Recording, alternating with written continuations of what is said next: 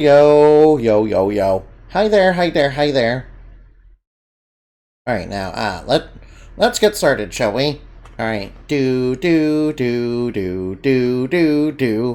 Alright, now. Indumati versus the Butcher, okay, yay! Alright, now, alright, now. Descending an array of moonlight that pierced through the dark cloud of night and landing right atop an old radio tower was a girl with white bat wings carrying a staff tipped with the light of the moon itself. She had descended for the first time in a long time, her training complete, remembering the words and thoughts of her mentor, remembering the mission she was called to accomplish in this reality, the human realm in the city of St. Joan. Luna, a Luna moth of light only Indumati could see in her daydreams, but because she existed between dreams and reality appeared to her eyes, Luna then said, "Now let us begin our first patrol of the city, and don't forget to face each evil you come across with courage. After all, this world could use a little hope." Indumati replied a bit quietly and thoughtfully, "I shall bring peaceful dreams to this troubled night." And then she jumped from the radio tower and flew on her radiant wings and headed into the dark streets of the city, listening, watching as she traveled about, on foot and on her wings. Then she heard a cry for help ring down a dark alley, and she soared to a nearby roof, silent and quiet. As she had been taught, she saw a large man with clown makeup on his face and a bloodied butcher's uniform, taking a young woman captive, and dragging her into a van and having a large knife in his hand, ready to strike the woman. Indumati aimed a luminous bullet at the knife to knock it out of the strange hulking man's hand. The man turned to see Indumati as Indumati swooped down towards him. He then said, "Someone fancies themselves a hero, but that's perfect." He didn't let go of the injured woman and went to grab a knife tied around him to hurl towards Indumati. Indumati deflected the blow with her staff, but then he moved his hand and the knife went to strike at Indumati's cheek. It felt harsh against her and burned a bit. An iron knife? The man then moved the string of the knife was attached to in order to return it to his hand and lick the blood off it. Indumati was creeped out and he said, Fey folk thinks they can take on the butcher. Well, I saw how you reacted to the knife, so I'll make this quick. He didn't charge right for Indumati." Alright, now hold on. And aim to bite right into her. Indumati scattered some moon dust across the field, and was quick to evade the incoming blow, and then she hit the butcher's knee with her staff to trip him, which worked, but he quickly recovered as Indumati fired a moonbeam right for him. The butcher was struck, but he was unfazed. In fact, it didn't seem like he had any injuries at all. The butcher then said, "You cannot kill me, you see. I ran into ones like you before, and learned a useful technique that makes me invincible."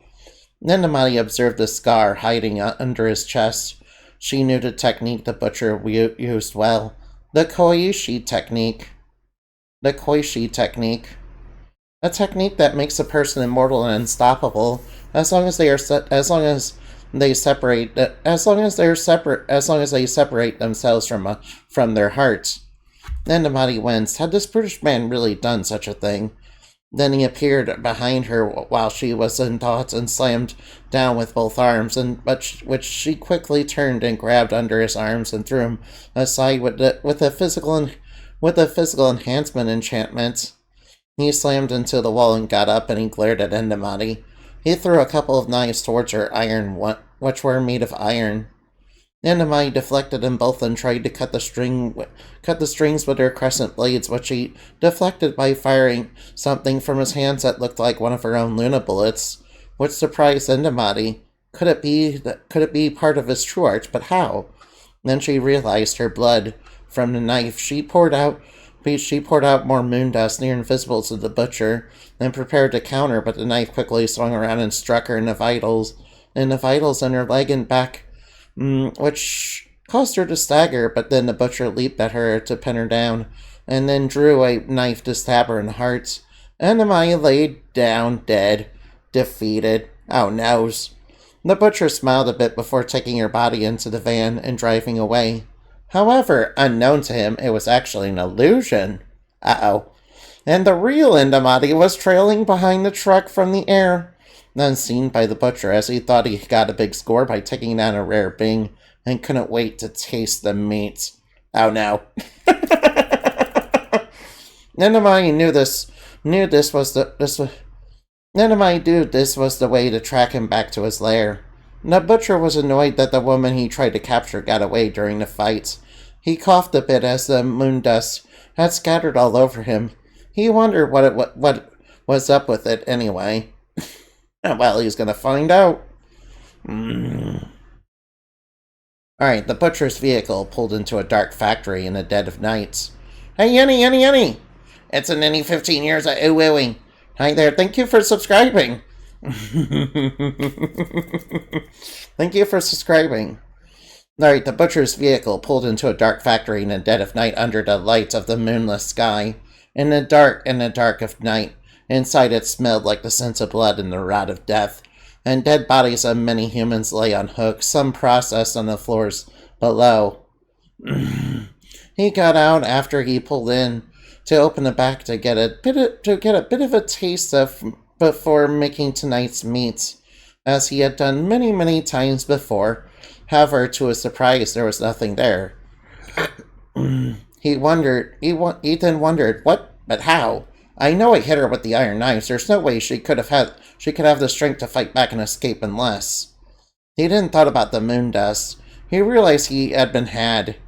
He then heard the sound of a nearby door opening in his lair. He realized he had been tricked and became enraged. That vile fairy. That vile fairy. She used an illusion to trick me. They must know of my secrets. They must know of my secret technique. I must hunt them down and find them. Luckily, I can smell the scent of the blood from the first hits. He then barged through the door with a lot of force and threw Indumati. Though Indumati herself set a chair up to try and slow him down, but that wouldn't stop the butcher. As he forced his way through and drew his knife. He shouted down the halls as he looked for her. Where are you, little fairy? I can smell your blood. You can't run forever. He didn't throw a knife towards Indumati's direction. Indumati noted that, though she was hiding, he could really smell her somehow. It must be because of her blood leaking from her cheek. However, she backed away as she calculated the range of the knife and backed around a corner to avoid it. The butcher saw this and then said, very clever, but that won't save you for much longer. After all, I know this place like the back of my hand. He didn't turn the corner and charged towards her with a knife while the traps in the place swung around. Large knives and saws trying to slice into money as she navigated the maze closer to his heart. He grabbed a nearby steel drum and threw it in her direction, which she avoided, and cast healing light on her wound as she did so. That way, he can't smell her blood anymore. He then ran towards and swung a knife towards her, but couldn't smell her anymore. The butcher then said, you can run, but you can't hide. Besides, I have the only key to where my heart is. I have the only key to the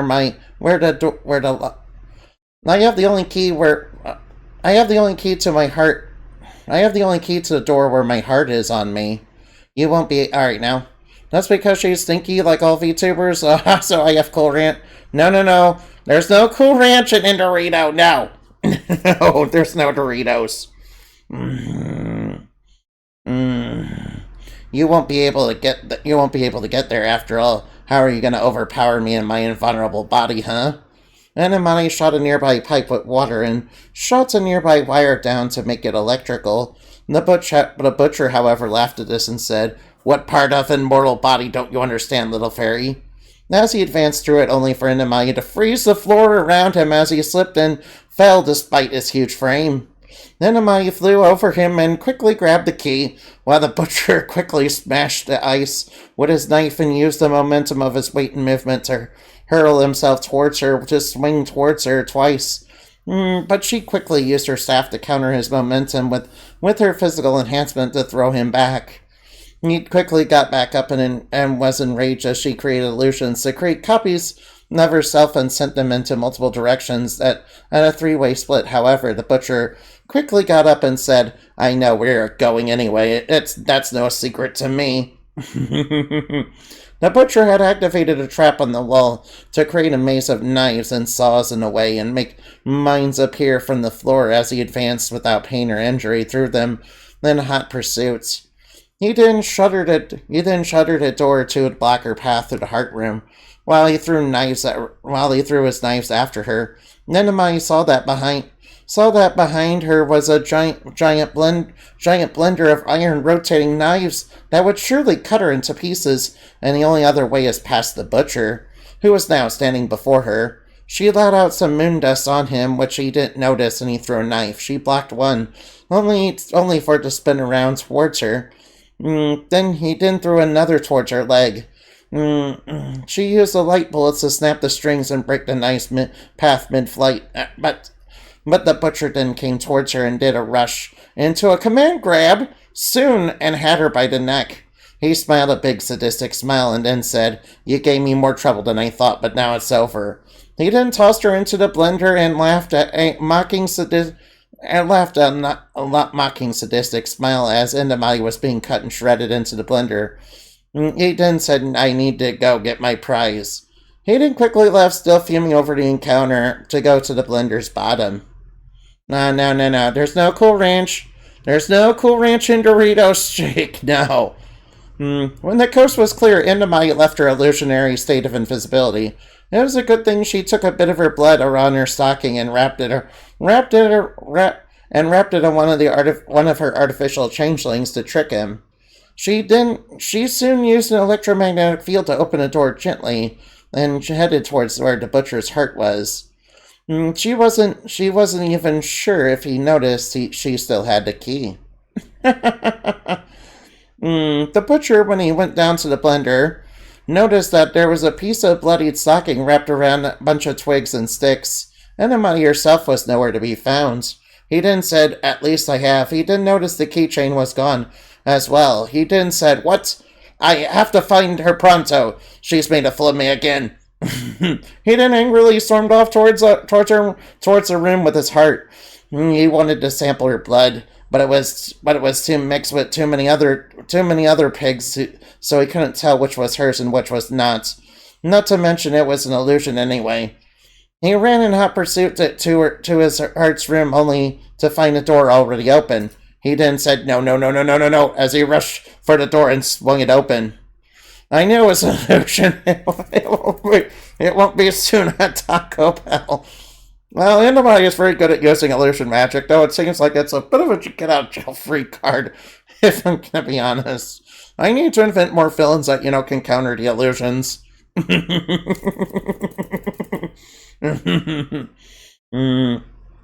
Indumati was standing there next to his heart, and she said, "It's true that Koishi technique has many strengths that make it troublesome to deal with. However, it has three major weaknesses. The first is, while it does make your body invulnerable and immortal, it doesn't protect your mind. I've been using illusions all night to trick it into saying false things to keep you off my trail." The butcher was angry and said, and furiously, "And a second?" Indumati took up his heart and said, "The second, if I were to destroy this heart of yours, you will die, regardless of how strong your body is. Which is why most people in the fairy realm do not use this due to this risk. Do not use this technique due to the risks." The butcher laughed incredulously at Indumati.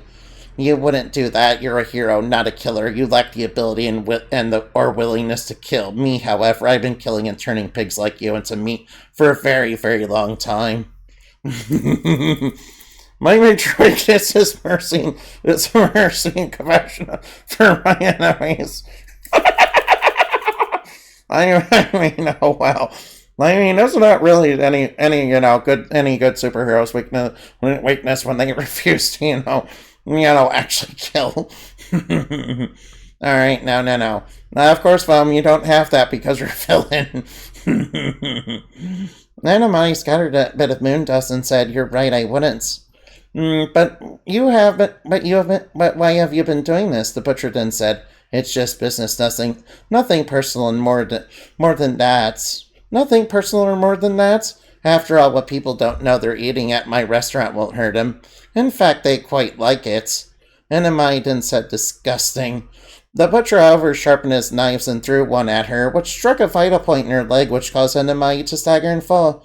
The butcher then laughed and advanced and said, "You should have crushed my heart when you had the chance, because now you're just another lamb for the slaughter." He aimed a bite for Enamai's neck, however, as when he bit down, he felt something wasn't right.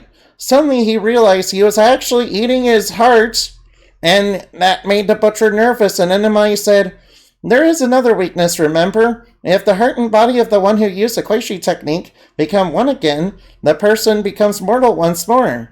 And that makes them vulnerable once again. Not only that, but the technique cannot be done to you or by you ever again if that occurs." "Oh no." The butcher then said, shocked and feeling his strength in his immortal body become live with color and heavy with weakness once again. "What? But how?" Anamai then said, "The moon dust from my wings I've been scattering. The moon dust from my wings, I've been scattering it every so often, you know. It's been affecting your mind each time. You were fighting phantoms for a while, and it was easy to trick you into the scenario." The butcher then laughed and said, "Well, yeah, and like I said, you're not a killer." Anamai then replied and stated, "Alright now, I'm more of an anti-heroic villain." "Well, you are a villain, I know that's foam." "Well, yeah, like I said, you're not a killer." Anamai then replied and stated, "I never needed to do that. Not tonight. For now, it's over. In truth, I could have stopped you right from the start, but I needed to deal with the technique as well as let you lead me to your lair. To make it easier for the police to deal with you and to get evidence of your activity." She then hit his eyes with a different spell that caused him to become woozy as he tried to get up and maintain his stamina, and swung weakly at her as she dodged and deflected his blows as he slowly collapsed asleep. For however long Indumati wanted. Yeah, I should really, find it. I should really have more villains. Alright. I'm the only true immortal I know. Everyone else is just immortal that doesn't die of old age. Well, you see, what the butcher did is kind of like, Tubba Blubba, which is also kind of how he got defeated. Indumati later made sure the butcher was bound in chains of light that sapped his strength and stamina. From him and made an anonymous call to the police of the city of St. Joan. The police were creeped out by the call. One of the lead detectives, Mr. Rough Cuffham, said to his men, "This is a very disturbing call, but it matches many of the missing persons reports we've been getting." They opened the factory and found many dead bodies that made one of the rookies on Roughstein gag. Not to mention the butcher himself bound and captive and asleep. Mr. Ruff then said, "Who could have done this? No one human, that's for sure. And it could be our mysterious caller." He quickly took the butcher into custody, and the police took photos and videos and took notes and collected evidence, including the butcher's connection to a deli downtown known as Mr. Baker's Veal and Beef. I mean, Indumati is also, half human, yeah. Which made Mr. Rough gag a bit, knowing what the people were truly eating, and about the evidence of Mr. Baker's actions. The butcher, rather Mr. Baker man, was loaded up and taken into custody, and sent to the new Fairyland prison for bad guys and monsters to contain him, and between a trial that would inevitably come.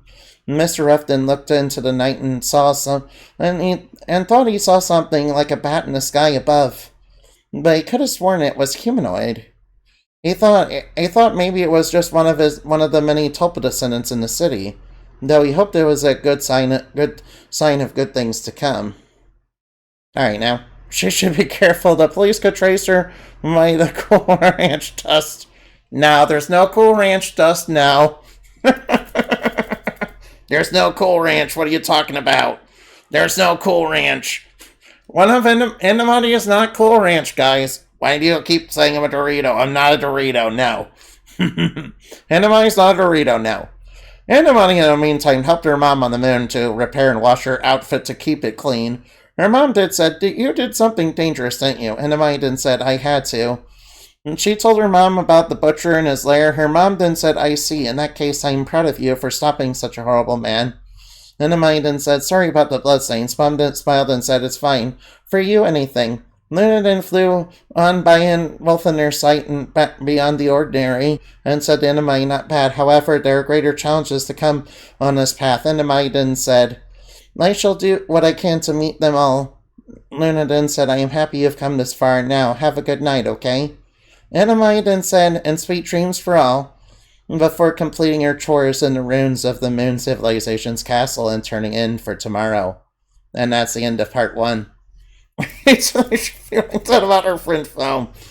No, there's not. Alright, the fairy dust is not Cool Ranch dust, okay?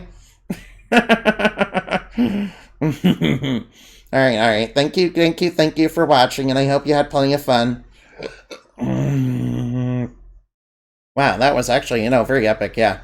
Alright, let's raid Inabin, underscore VT. Alright, now, you guys know Inabin, of course. Alright, I believe they're playing Slay the Spire, yeah. By the way, thank you for listening, and I hope you had plenty of fun. Alright, now. And thank you for coming here, Foam. I highly appreciate that. Oh, and Yenny, too. Oh, and Yenny did, subscribe, too. So, yeah, I got a little bit. Alright, I appreciate that.